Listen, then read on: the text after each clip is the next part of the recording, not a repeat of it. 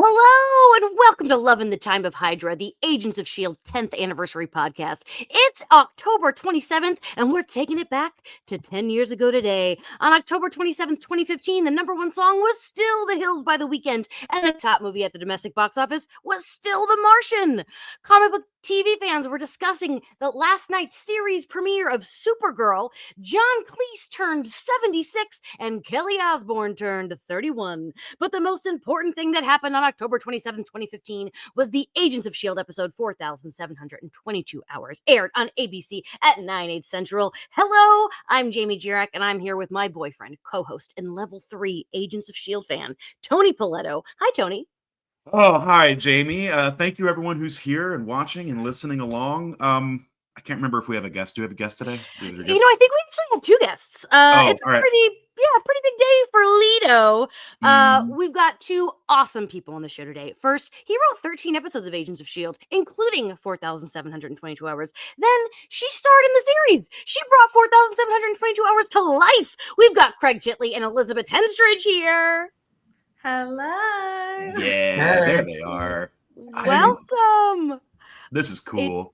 It's so great to have you both. This episode means so much to the fandom. It's one of my favorite episodes of television in general. Elizabeth, since day one of this pod, I'm like, we need Elizabeth for this episode. It's the number one goal.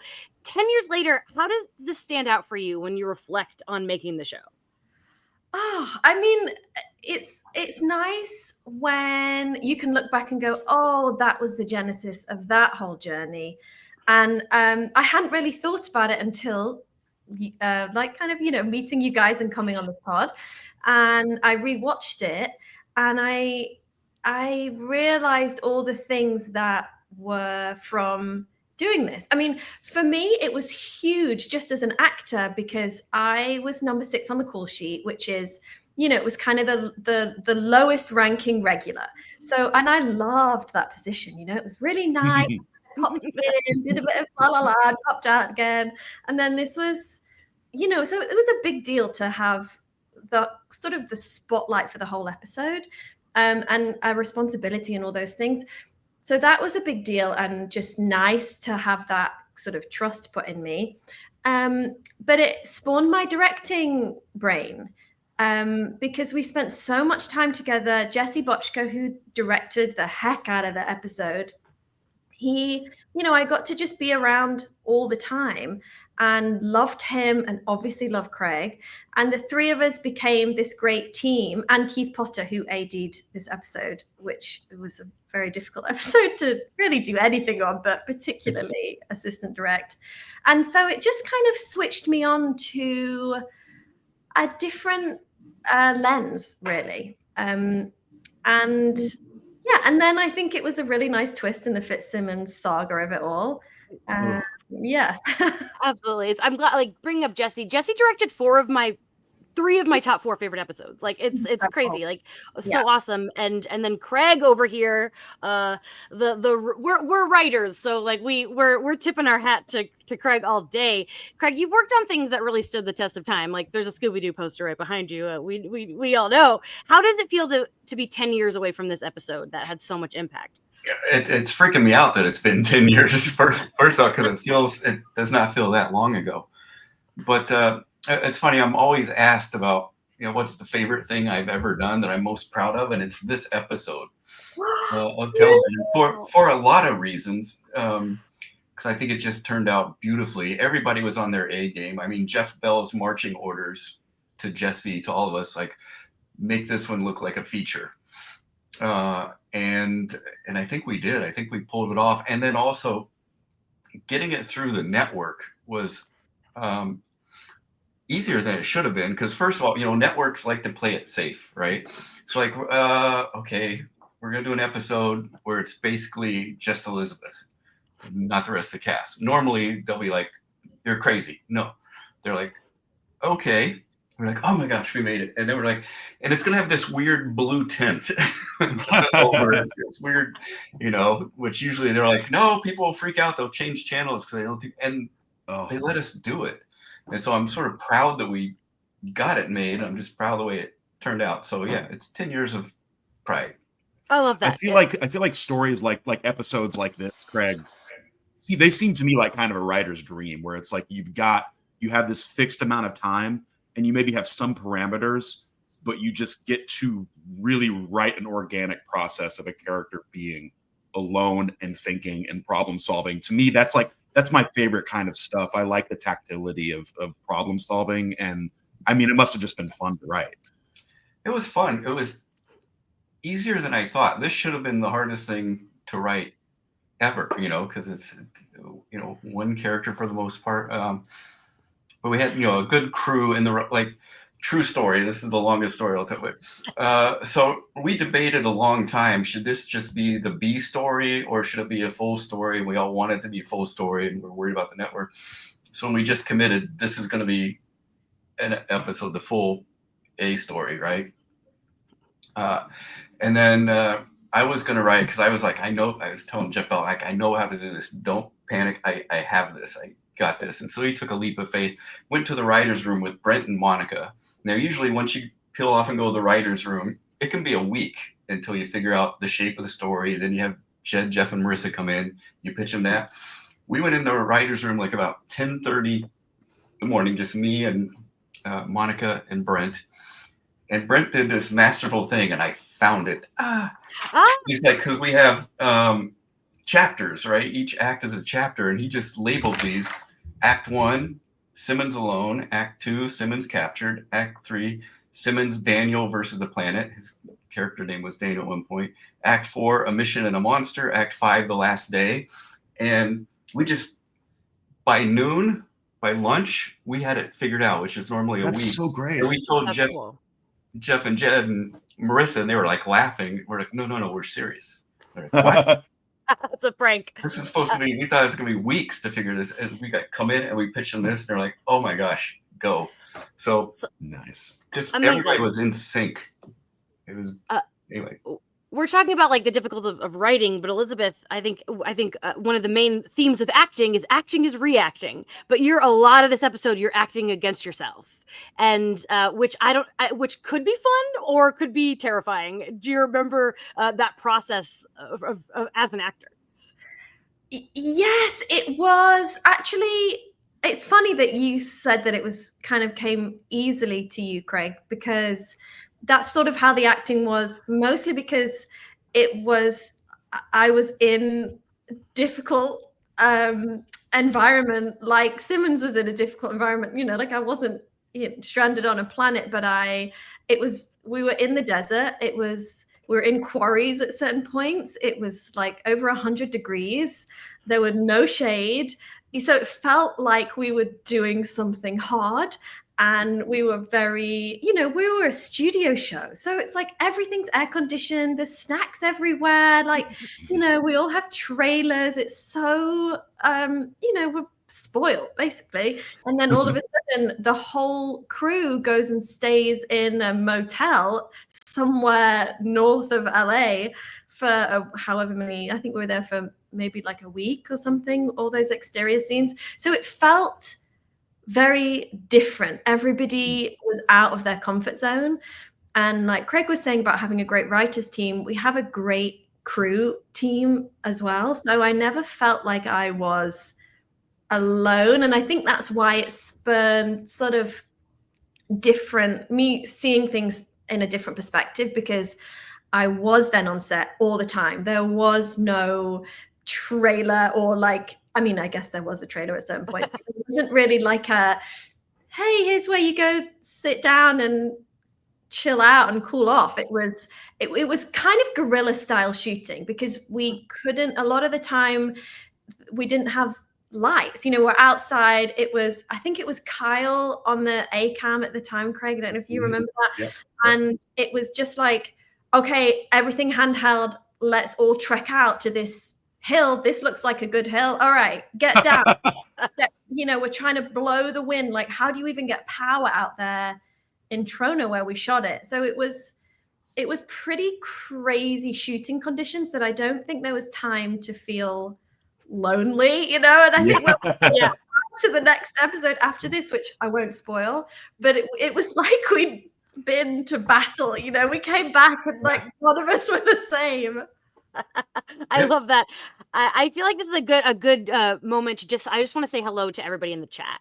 This is definitely our busiest chat since we had Clark on. So thank you. We just love having the cast here, and the chat loves it so much.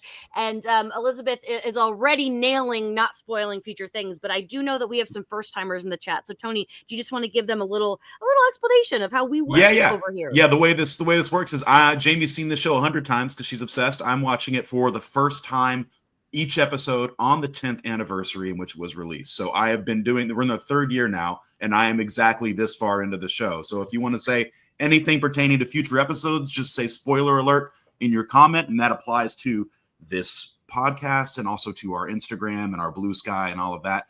Hashtag protect Tony. Keep me unknowing and safe. Yeah. Oh, I've talked about this a lot, but it's hard. Sometimes I just have to lie in life to Tony so that I don't spoil the show that I love so much. But yes, thank you again. You guys are all awesome, and I know that you guys have questions for Elizabeth and Craig. So towards the end of the show, I'm going to ask some questions, but don't put them in now because I won't see them, and then it'll be sad. I have so many more things I want to talk about, and then we're going to go through the episode a little bit on specifics, but I really want to shout out Hannah Betts. Elizabeth, your stunt double. Yeah. Simmons falls a lot in this episode. She does fall a lot. Yeah. Hannah's amazing. What is it like? When you're working with, especially in an episode like this that's all you, so physical, how do you communicate with each other? So this was actually, Hannah started as a skydiver. So at this point, I want to say this was one of her first stunting jobs. I'm pretty sure that's right. It's hard to remember now going back, but Simmons hadn't really needed a stunt double up to this point. Right. You know? Right. So Hannah came on as kind of a newer stunt woman, and I was newer at doing stunts. So it was really lovely that we could both, and she's British, you know. So then we had this really nice rapport of just kind of neither of us were trying to know what we were doing, you know, in a way. Obviously Hannah did, but it's also new. And so, yeah, we just immediately clicked, which I think is really... It's just nice when that happens because there's not a lot of time to say, hey, let's, you know, have a deep and meaningful by the truck. It's like, no, you got to go. We're here. And, you know, so, and although it all looks dark in the show, we shot it, we needed bright sunlight. So there was always, you know, a kind of a ticking clock. But she was great. And, you know, we spoke a lot about, we didn't want Simmons to fall like she knew how to fall. You know, which is easy for me, but harder for Hannah because, you know, obviously Hannah is a professional faller.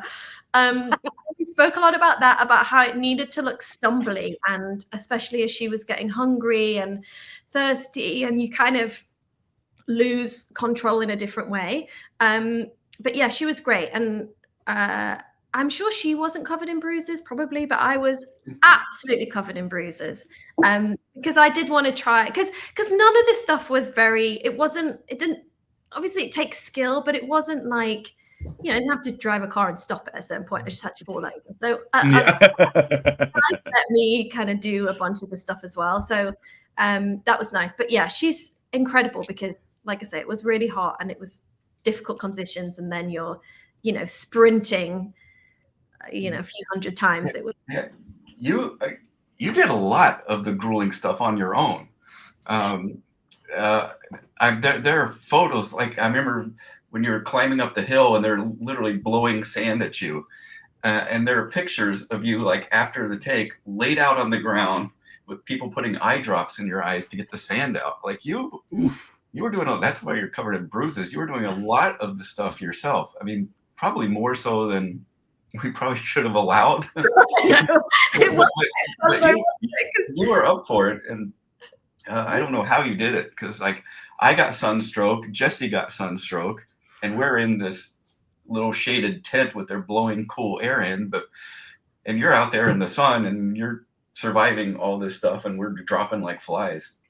Oh, I don't know. I mean, you get a lot of we were very looked after, but yeah, there was one day in particular where it was me and Kyle. Kyle was the camera guy, had the camera on his shoulder, and we could just, we were like on top of a rock or something, and we just looked round, and one by one, you just saw people go down, down, down, because it was, you do just get. I got sunstroke one day, and you have to kind of go and lie down, and just it was.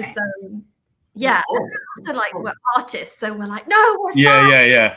Let me suffer. It's better this way. It was horrible. I think that's why can't imagine. I think that's why the writing and everything was easy, because it was the universe saying it's good. And it's so funny to hear you, because like you're in there, Elizabeth, going like, I want sun, and I'm like, nah, she does not. I think she's quite had enough. Because like I feel like Jamie, you would be the last person in the world to go crazy due to lack of sun, because you don't like the sun at all, and you couldn't have done this. I'd thrive, I think, in that environment. Craig, it's so funny that I think in the we talk about like what was the big at the box office, and I think that The Martian is like the longest streak we've had as being number one at the box office since starting this podcast. And it's funny because there are similarities between this episode and that movie, but I've read that you said that was a coincidence you pulled from a lot of other things, including the movie Enemy Mine, which is getting a remake. I don't know if you know if they're remaking that. Isn't that weird? Can you just talk more about just the sci-fi inspirations? Because I know that like some of the names, like I know Taylor, that's Planet of the Apes, stuff like that. Yeah. Well, every astronaut in there was named after one of my favorite cinematic astronauts. There's a Steve Austin, there's a Taylor. I can't remember. I was like, there's got to be something to these names. Yeah. I was waiting. Yeah, there it is. I had not read the Martian book, and we had talked about this for like, as the Martian, it's about character trapped on Mars by himself. Or like, is this going to be too similar because Martian's going to open at the same time? And I hadn't read the book or anything, so I wrote the script. We're just like, let's just go for it. These two things can live in the same space. But yeah, I mean, the character's first name was Will's character was Daniel first, because that's just me being a snobby English major. I'm like, oh, Daniel Defoe wrote Robinson Crusoe. So not to trying to just whatever. But yeah, I mean, it was a survival movie, and it was Robinson Crusoe in space, basically. It worked out. I've only seen The Martian once. I've watched this episode at least 7 times. So just putting that out there. I do want to go through it a little bit beat by beat, but before we do, I have to ask Tony, because at the end of the day, the podcast, we're here to get Tony's thoughts. I got it. Tony, I've been worried that maybe I talked it up too much. So I need to know how you felt about the episode. I liked it a lot. I like this kind of story, for one. I like that ticking. I like those numbers. I like those hours. And I like that they're in the form of hours, because it made me have to think that way. It made me have to think in terms of how elapsed time feels, and how far is 2,844. And then, so I like that. I like the character progress. I like how much, Craig, you didn't write. There are periods in there, in these little pockets that we don't see of a nervous breakdown, of an emotional moment, of a triumph or a failure, that like it felt very strategic. So I liked the journey. It moved really well. And I have to compliment you, Elizabeth, on your precision in your performance last episode, because I said on this podcast, I was like, she feels guilty about something, and I didn't know what it was. I was like, I don't know why. I was like, it's not guilt for anything that's happening in this world. Something out there, she's bringing guilt back with her. And I couldn't wait to figure out what it was. And then we get this Will character. So and as soon as I saw him, I was like, damn it. I flashed forward to Fitz's sad little face. like she hooked up with a hot guy on an alien planet. And I was just like, no. This whole time I've been watching this show, I'm like, can these two please just be on the same damn frequency and have joy together for a little while? I'm sure it'll all be easy from here, Tony. From here on out, we got it. This is probably the last hurdle they'll ever experience. Yeah. I'm sure. Torment. I know. Well, that's the first thing, because Mo and Jed sat me down and said, So at the start of each season, we would go and see the showrunners, and they'd sit us down and they'd say, you know, like, kind of, this is what we're thinking for the character, and, you know, how are you, and why did you dye your hair purple? It needs to be brown again. Like, this is the start, you know, that kind of like a check-in. Yeah. And they said, we're going to try and do this kind of episode. We don't know that it's going to get passed, so it probably won't, but we just kind of wanted to give you a bit of a heads up. And the way the conversation went is, I was like, there's just no, this sounds so fun, but there's no way that this is going to get passed, because, you know, we would get scripts where you get this gorgeous monologue and you learn it and you film it and you know it will never make it in. You know, it'll be like a couple, because you've only got 43 minutes of whatever it is. Anyway, the closer we got to it, it was, hey, this is looking good. It's looking good. It's happening. It's happening. But in the meeting with Mo and Jed, they kind of gave me the rough outline, and my first sentence was, "What about Fitzsimmons fans?" And they were like, "Oh my gosh, crushed." Yeah, crushed. I mean, I loved it, obviously, but it's a good story. It just hurt me. Yeah, it's a great story, but yeah, I know it hurt me too. And I was always very gung ho on Fitzsimmons, and Ian wasn't, you know. So it was kind of like this was a bit of a win for Ian, actually. Ooh, that's interesting, because it's a loss for his character. Let me tell you. Yeah, I know. I am curious. Like you, the story broke early in the season, so you kind of knew what you were working towards. Did everyone else, though? Did Ian know what was coming before this episode? If you remember? Do you know what? I don't know. Was that a secret from people, Craig? I can't remember. Probably. Yeah. I don't know. It's so much of a secret, other than word probably just didn't get over to the actors until the table read. I don't think it was like, don't tell Ian, but I think it was. Well, it must have been at the table. Usually it's you don't get told anything. So just the fact Mo and Jed told me that was kind of a big deal, because usually we were script to script. Yeah. Marvel was very funny. And also I think sometimes if an actor, I mean, you know this, Craig, but I feel like they try to tell actors as little as possible, because we get quite attached to things, and then if it doesn't happen, then we're sad and in the writer's office going, no, why didn't I get my thing? Yeah. Just and not to mention, like, you also have as someone whose job it is to interview actors, you also have to deal with us, like, prying, like, asking all the questions. I do when this episode starts, there's so much is explained right away that's so cool, like unknown planet, different solar system. As we've kind of already talked about, you guys were filming like deep in the sun, but blue filters were being used during the production. It wasn't like it was blued in post. That was all done on set. But I think it was in post. Yeah. Post. All of it was the blue. Yeah, the blue. Yeah, it was all done in post. Oh. That's what it was. Interesting. Okay, I misread. I don't know things. What? Maybe the internet lied to you, baby. Well, that's happened. That happened. I thought it was all post. Maybe I'm wrong. Yeah, I think it was post, because I think I remember it being a bit scary filming it, because we didn't actually know if it was going to work until Jesse and Craig got into post. Nobody really, knew how it was going to work. And we couldn't really change it after the fact, since it starts with, where's the sun? It's the not being a sun factors in considerably. Yeah, exactly. And it's gorgeous, because I love the transition from the tone was perfect. It was just beautiful. And then that transition into the set, the cave where Will lives with the bright yellow lights, like that transition is just beautiful, I thought. Yeah.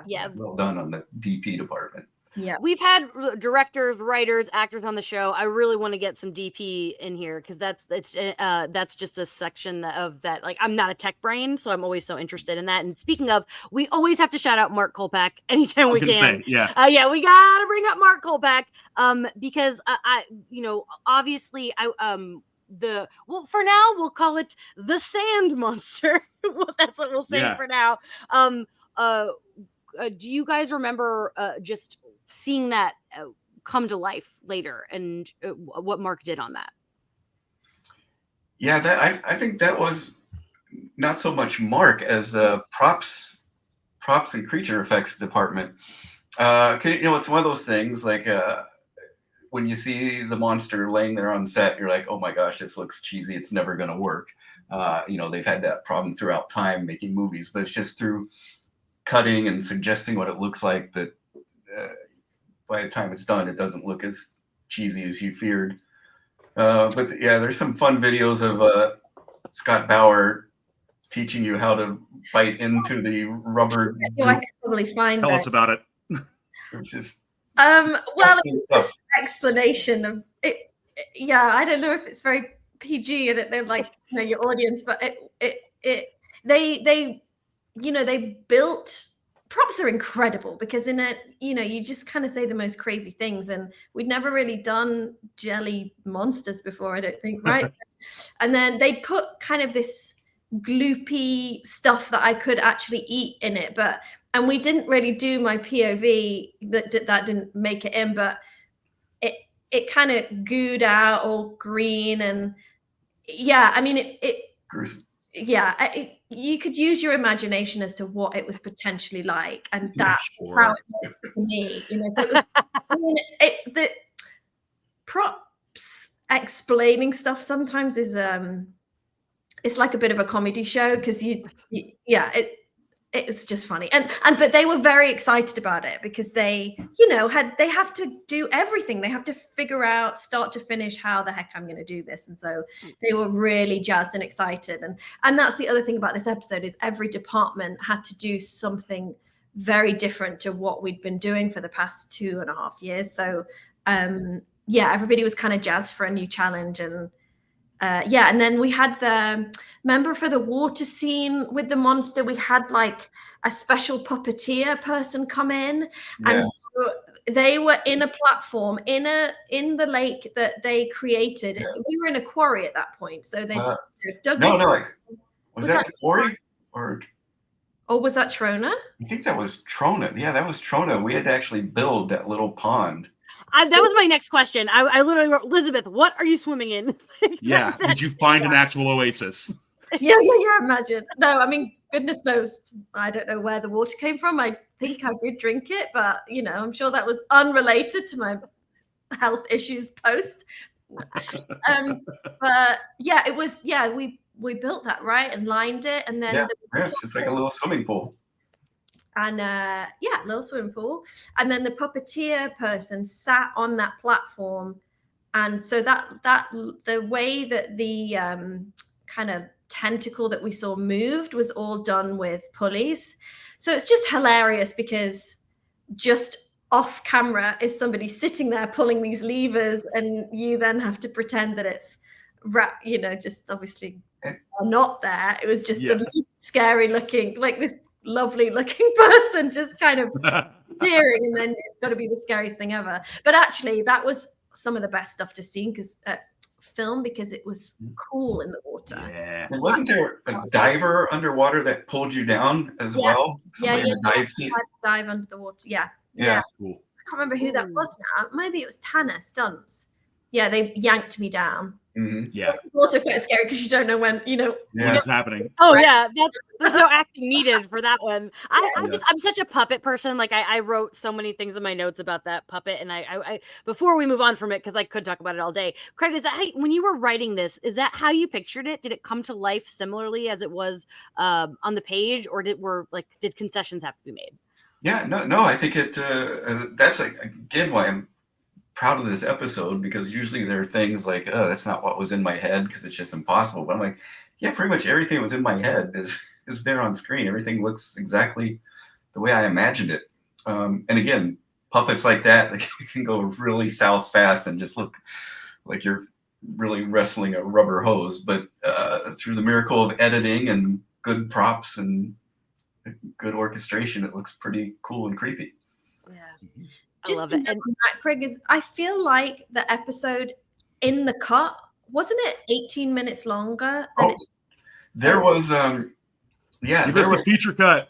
There was a first cut Jesse did that was over an hour, I believe, and it was wonderful. And there was talk at the time, this is when DVDs were still a thing, like, should we do a full extended cut of this that will exist forever that could go on like a bonus DVD.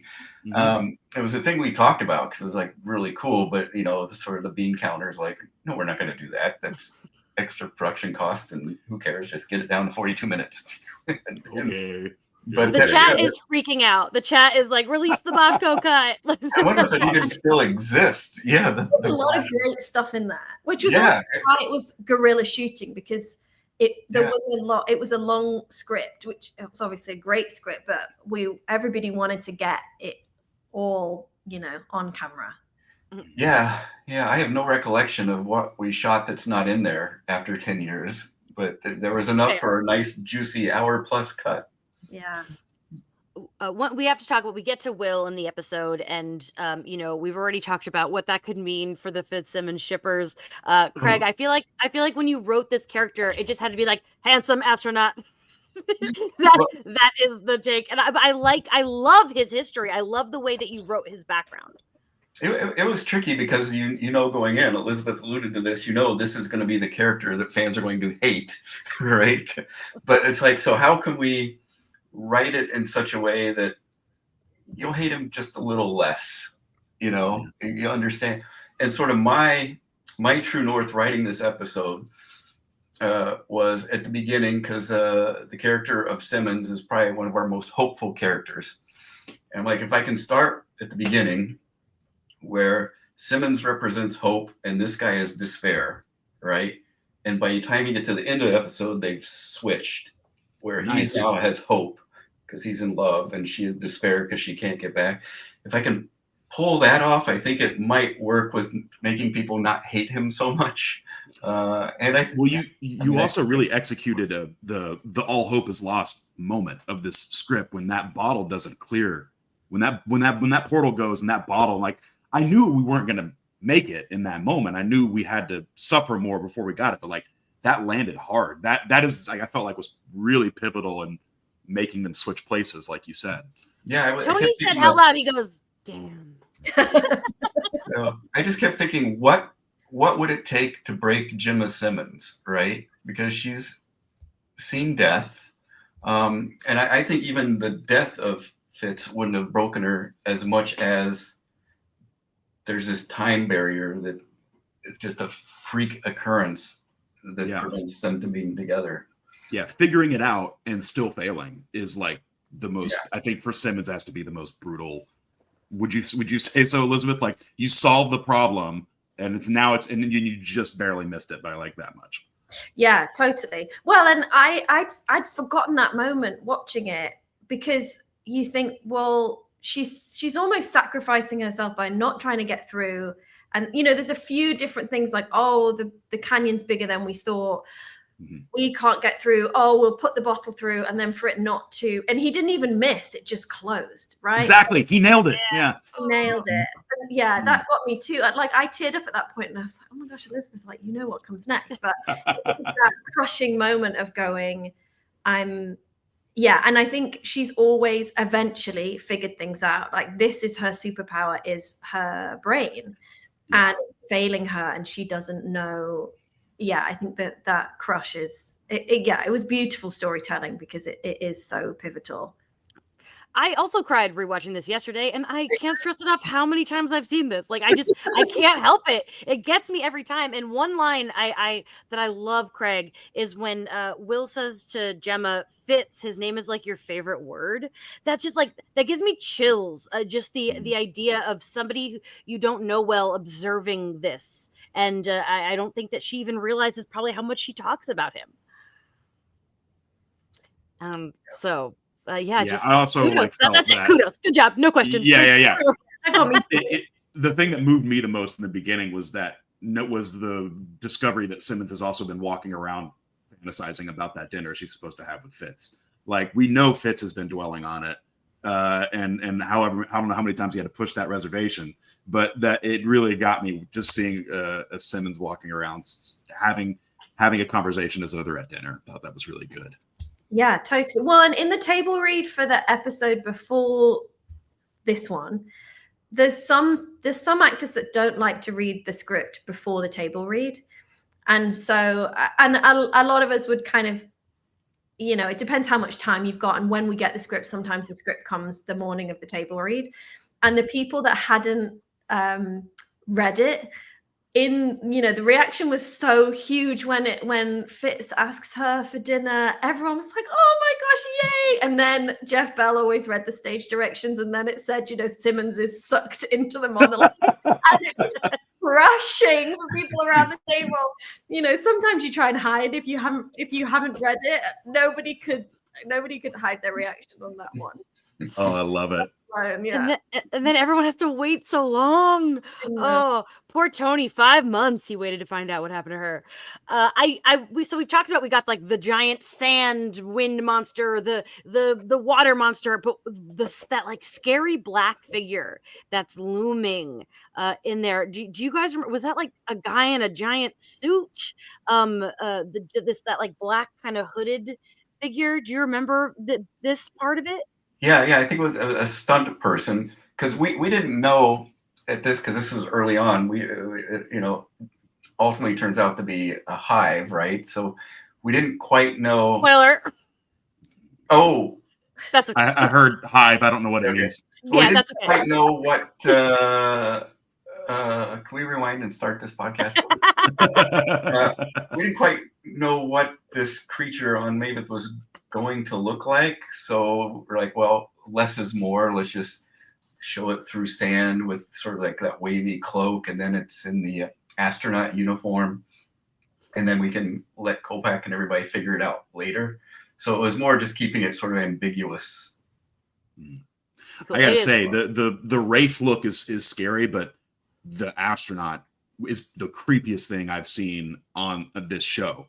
When Simmons is like walking towards it, and I'm like, no, bad, not right. And like then like the close-ups of like none of this makes sense, like all these little air things, like it's like something trying to pretend to be an astronaut. That gave me the willies in it pretty effectively. You gave Will the willies. Yeah. It ought to. We tell this story a lot, but I don't know, Craig, if you've heard it, and I know you haven't, Elizabeth, where I interviewed Brett once about something unrelated to S.H.I.E.L.D., but I, of course, brought up S.H.I.E.L.D., and Tony overheard Brett say, well, I've died 3 times on that show. so the biggest spoiler came from Brett himself. Oh, I don't feel so bad then. Yeah. So it's always funny when that happens, especially if it's the crew that's doing it and the cast, what are you gonna do? Yeah, better. That makes it better. I want to talk a little bit about the video that Simmons watches a lot, which is just so sweet. Do you guys remember? I'd imagine, Elizabeth, you weren't there when they filmed it, but was it something like that, just like on a random like last episode? They're like, quick, let's make a video, or did they have to come to set special just to film this little piece? Yeah, they had to come to set. Everybody only had 1 day on that episode, apart from me, so it wasn't like a big, But yeah, everybody came in and it was shot like a scene like any other. Yeah, I think that was day 1 because we needed the footage, and then the rest of the cast was so excited because they got a vacation. Yeah. But that also brings up the one. It's my proudest moment, but there's one thing that the everlasting phone battery. Because we needed that device, so we literally just threw in a line. Well, thank God for Fitz that invented this super everlasting gobstopper phone battery. I wrote it in my head before you even said it in the episode. I was like, that phone would be dead. Oh no, it's a S.H.I.E.L.D. phone. That phone can go forever.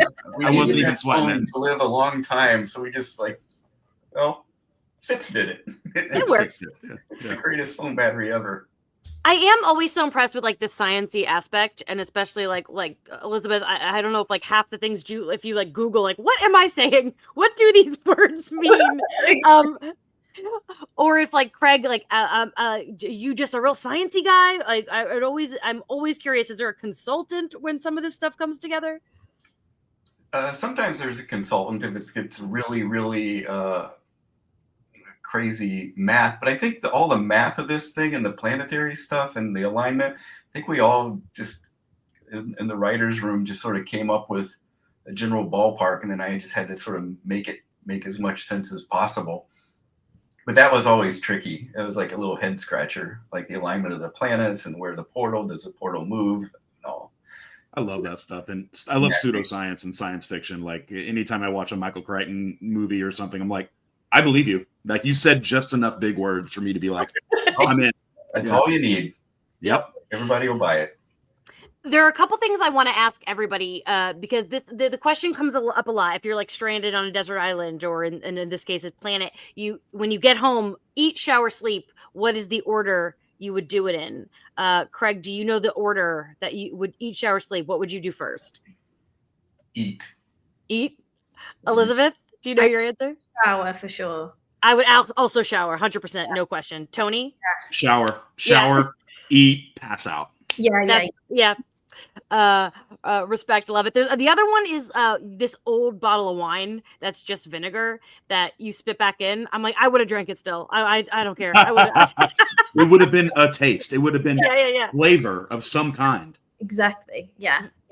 And I want to shout out to Anne Foley, who was the costume designer. Oh, we've had Anne Foley on the show. Oh my gosh, she's incredible. And we had so many conversations about the breakdown of the costume, because that's really that was a major way that we showed the passage of time. There wasn't really a whole lot else that changed. The hair and makeup, but it's like, she was able to wash her face a little bit, and we basically had no makeup and like a very little hair situation. So costume was really massive in showing the passage of time.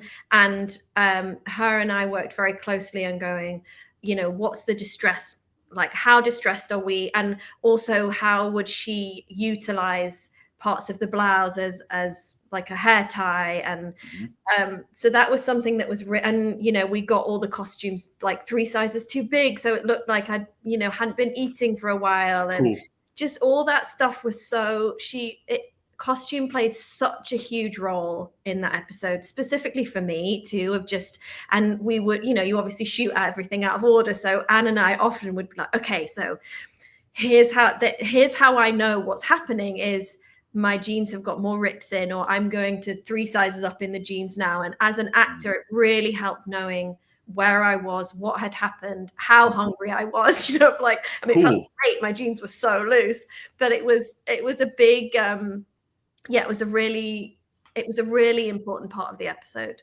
And that shirt, the blouse, she had to find fabric and then make the blouse, because the blouse we bought months before, and then all of a sudden needed again. And so she really did a lot of gymnastics to make it look good. And she nailed it. Yeah. And a shout out to Mel, our script supervisor. Yeah. Oh gosh. Because tracking that, I mean, when our brains are all melting from the sun and we're heat stroking, like Jesse and I, like, what's she look like? What's she like? Mel was like, there. It's like, this is between Mel and Anne. They're like, here. They're just like, this is where we are. Like, okay. Yeah. Thank you. Yeah, it's one of those scripts that it reads so brilliantly, but then you don't realize how complicated it is for everybody else. When there's just one character, you really don't have anywhere to hide. If continuity is not right, it screams at you and you can't see anything else. Jamie, you're muted. Tricky. Whoops. There she is. So we're kind of, as we wind down the episode, I do want to give the audience some time to throw out some questions. Audience, if it's specifically, since Tony's still here, if you have any questions specifically about this episode, throw them in the chat. I want to, Craig and Elizabeth, was there anything about this episode, making it, filming it, rewatching it, that we didn't touch on that you wanted to shout out or mention? I love when the answer is no, because it means I did my job. Okay, so but accurate. It was wonderful. Then making it was horrible. Then wonderful again. I think I can't think of anything in specific. I mean, filming with sand is a whole different ball game too. The heat. I feel like we've touched on everything. I'll think of everything else before. I'll do a shout out to Gary, our producer, our extraordinaire, who shot all the second unit footage, and I brought show and tell because show us some stuff. Jenmo gave me this for my birthday, but it's just a shot. Oh, and wow. That, I don't think there were real actors in that, but Gary just got these beautiful sort of David Lean-esque I mean, he was on his A game plus, and it was just beautiful. The shots he got. Well, Amazing. the location that you guys chose as well. Did you scout many places, Craig? Because so much of it did feel like you were on a different planet, being in Yeah. all the structures. Yeah. Yeah, it was. Well, we knew it was Trona because that's like the only place that it really. I mean, it's part of Death Valley. It looks like another planet. So it was, just sort of scouting, but it was finding some interesting looking rock formations, and then also where you set up base camp. Because, like you said, we were far from base camp. We would. So if somebody was like suddenly, I need to go to my trailer, you can't. I mean, there's a long drive to get to the trailer. So it was. Yeah, logistically, it was just a nightmare, and I just can't believe we pulled this off without dying. I think that we were just listening yesterday. We listened to Jack Black on Amy Poehler's podcast, and they were discussing like the easier sometimes something is, maybe the worse it turns out. The harder it is, the better the result. Which I think isn't always the case, obviously, in filmmaking, but I think that it can happen that way. One question that I think is interesting from Defrosted Robot in the comments: was there a significance at all to 4,722? Did you land on that number for any specific reason? Yes. This is sappy. Between season 2 and season 3, on our hiatus, I fell in love with a girl from another country, and I calculated how long it would be till I saw her again in days, and then when we knew there were going to be days, it added up to 4,722 hours. So, Craig, Craig, that is so damn sweet. Yeah. No wonder all the sweet romance lines are so good in this episode. Oh. Yeah, you was coming from the heart here, buddy. Yeah, I love that. You have color correction on my face. I saw it. No, I saw. Yeah. We normally, this would normally be the point in the episode where we'd pick an MVP, but I don't think we have to do that. It's obviously Elizabeth. Ian at the end. Elizabeth, tour de force. Elizabeth was named TV Line's Performer of the Week that week, which is a fun little thing. But we won't gush too much, Elizabeth. But I did write in my notes 15 times. God, Elizabeth is so good. She's so good at this. Yeah. Should have been an Emmy. Thank you. Yeah. Well, a lot of the time there was very little I needed to do, which felt nice. You know, I think this is a show where you often are acting toward a tennis ball, or like, you know, Kolpak's trying to explain what you're seeing. Whereas this was, you've got to act like you're trying to climb up a hill and the sand in your eyes. Well, we could do that. You know, it was kind of dreamy as an actor to go away and do all this stuff. And our crew is just so great. Like, it was like a field trip. I feel like we could just shout out every department, but you're very kind. But it was very, and also Craig's words are just so easy to act. They're just, you learn it in an instant. And everybody was on. I remember Jeff Bell, like, you know, in the meetings, like, everybody has to bring their A game to this one. This is going to be different. It's going to be special. And everybody did. And I don't know if they needed to be told that or not, because everybody just really rallied, and it was pretty incredible. Love it. We're going to kick Tony out in a minute. So before we make him leave the room, I just want to first, Craig, anything you want to plug? Where can the people find you, follow you? You can follow me to Whole Foods on Monday mornings. No, I have an Instagram thing, but it's more like a scrapbook for myself. So when I'm old and my brain is falling, I'm like, oh, that was fun. I remember that. Follow me if you want. And Craig and I have a kinship, which is we've both been really mourning Ace Frehley the last one. Like, we are big Kiss fans, so we got to shout him out. Follow Craig on social media, and if you deep dive, if you stalk through, there's some good Shield photos on his grid. Elizabeth, you've got the Mystery Islands going on.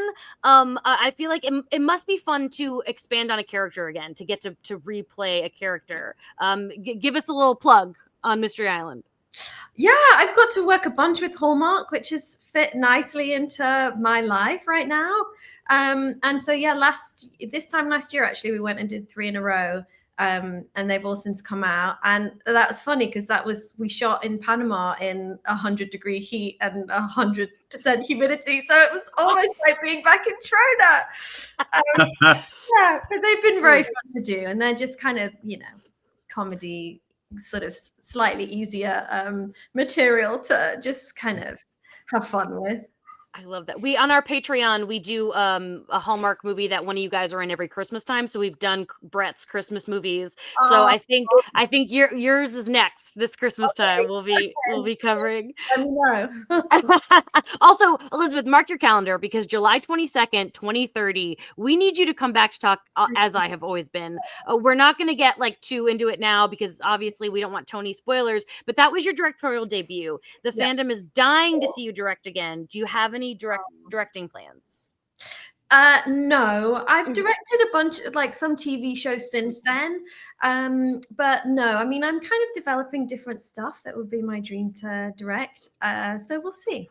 Cool. Awesome. Well, we can't wait. I can't stress enough, Tony. We're 5 years away, but the episode of television that Elizabeth directed is genuinely a top 10 Shield episode. Yeah. Tony, say some goodbyes so we can kick you out. Okay. So thank you to Stephanie at Eclectic Muses on socials for doing our artwork. Thank you to Ryan Miera of Yellow Pills at Yellow Pills Music on Instagram for doing our theme song. Thank you to our producer, Maria. Thank you, producer Maria. You're welcome. And thank you to our two awesome guests. Craig, it was great having you back. And Elizabeth, it was so fun to meet you. Yeah, you too. Thank you, Tony. Just if anyone's leaving the room with Tony, which I doubt for this episode, like and subscribe, Spotify, YouTube, all the places. Leave us reviews. The more you come and listen, the more we get these amazing guests. It's been such a good season so far. We've had so many people from the show. I love and appreciate this fandom so much. Tony, get the fuck out of here. Just like I gotta go. Leaving the room. Goodbye. Finally. I want to bring up we only have a couple minutes left, so I do Hive did come up already, but I wanted it. It's okay because I know Tony that Hive came into the comics in 2009, and I think that was post Tony's really Marvel expertise, so no worries, he doesn't know who Hive is. But I that you kind of did answer the question in terms of where that story was going with him. And I am just curious. I want to ask kind of just some general season 3 questions, which is how do you remember getting from point A to point B in terms of writing this season? Well, we always know it starts here and ends there. Yeah. And there's a lot of like freewheeling and playing jazz in between. You sort of know the tent poles where everything is going to go, but you don't have specifics always. So it's a little orchestrated chaos, fly by the seat of your pants within a structure that everybody knows. That's network TV. I mean, it's gonna change. I say this all the time, but like Shield getting to be 22 episodes, it's like Marvel now is 4 to 6 episodes, in the shows. So there is something special there. Yeah, it seems crazy that we did that many episodes every year. How is that even possible? I don't even know. Elizabeth, if someone was to come up to you, me right now, and ask you, season 3, it was 10 years ago. Aside from this episode that we just spent an hour talking about, do you have any specific memories from season 3 that stand out?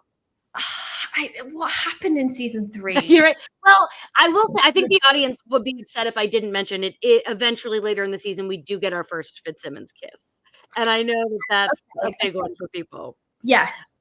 Yeah, but I just, what was the Hive was season 3? Yes, so Brett will Ward will eventually become Hive, and then a lot of Inhumans business. But yeah, like it's not like us where we're still rewatching it. We can name all the episodes in order. Well, I remember. So that's when the kiss happened, was season 3. Yeah, in the lab. I do remember that very clearly because that was Gary Brown that shot that episode, that directed that episode. And I remember it was just before lunch that we shot that scene, and it was a table read day. And on a table read day, you have an hour-long lunch. Usually it's 30 minutes. So it makes a very rushed day because you kind of lose 30 minutes of shooting time. And then all the actors love to speak to all the writers at the table read. And so then we're kind of meandering back really slowly. So it was a very stressful shoot day for the crew to keep on schedule. And that's when the kiss happened. And because it was Gary Brown and he's kind of, in charge of everybody staying on time. He's been on the show a couple times. We love Gary. Yeah, so we went over our scheduled time for shooting that scene because he was very adamant that it needed to be right. He did not want to rush it. And if it had been any other director, you wouldn't really have been able to, you wouldn't have been able to do that because you'd have got told off. But because it was Gary, he could do it because he was the boss. And he was just very, I mean, he was obviously very invested in the show, but he's for somebody that's really, has to be all about the budget, he's very emotionally in tune with what it's all about, which is the character and the story. And so yeah, he shot a beautiful episode that time. And I can't really remember what else happened. That's all right. I threw a hard one at you. We at the end of the day, we were here to talk this episode, and I just cannot thank you both enough for taking the time because the reason I do this podcast is to just keep the fandom alive. I don't want to stop talking about this show ever. Awesome. I think Craig told you I have a Kitson tattoo. I love before we say goodbye, I just want to give you both one more chance, one final send off about this episode, about S.H.I.E.L.D. Anything you want. Tony's not here. You can say a million spoilers in 10 seconds if you want. Spoilers? Well, yeah. Gary Brown brought up. I remember after I turned in the first draft, him running into the writer's office like, "It's unproducible! It's unproducible! There's no way we can make this." Like, Gary, we don't have to go to Mabeth. We don't have to go to an actual planet. But we got it there. So, he was very invested because he wanted to get made too and figuring out a way to produce it. So hats off to him as well. Love Gary. Great. I think it was just, I love that